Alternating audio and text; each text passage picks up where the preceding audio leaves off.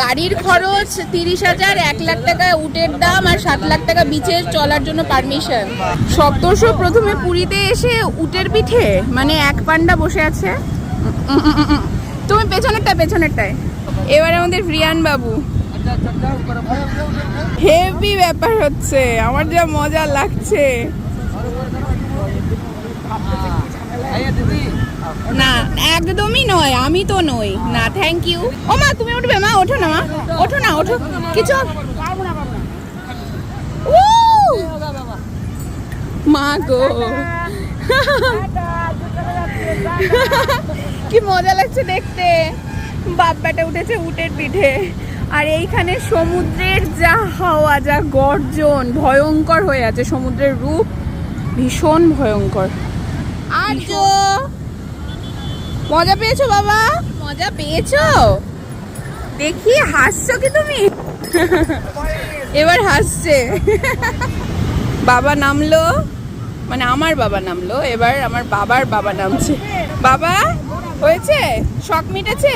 মানে শখ ওর ছিল না, শখটা আমাদের ছিল। ঘোড়ার পিঠে চড়বে? ওই যে ঘোড়া যাচ্ছে। তুমি কি সাদা ঘোড়ার পিঠে চড়বে এবার?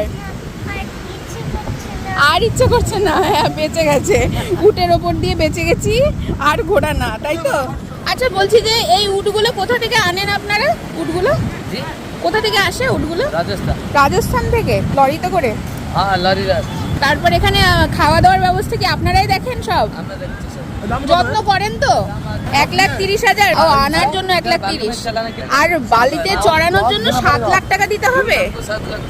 ওরে বাবা, গভর্নমেন্টকে। আচ্ছা গাড়ির খরচ 30,000, 1 লাখ টাকা উটের দাম আর 7 লাখ টাকা বিচে চলার জন্য পারমিশন। কিন্তু ওর যত্ন করেন তো ঠিক মতো? খাওয়া কি খায়? সপ্তাহে 2 বার স্নান করান, আর খায় কি খায়? হ্যাঁ মানে কি? ছোলা আর চকর কি জিনিস?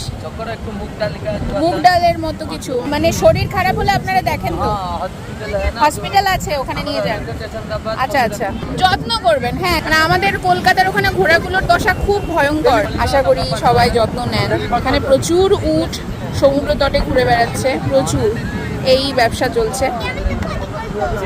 ক্যামেলটা পটি করলো, তুমি সেটা দেখে ফেলেছো? ওই যে দেখি ক্যামেলের পটি, ওই যে ক্যামেল পটি করেছে। আর রিয়ান সেই মূল্যবান মুহূর্ত দেখে ফেলেছে। ইয়ে বাবা খুশি হয়ে গেছে ক্যামেলের পটি দেখে। এবার বাড়ি গিয়ে ছবি আঁকবে তুমি, তাই তো?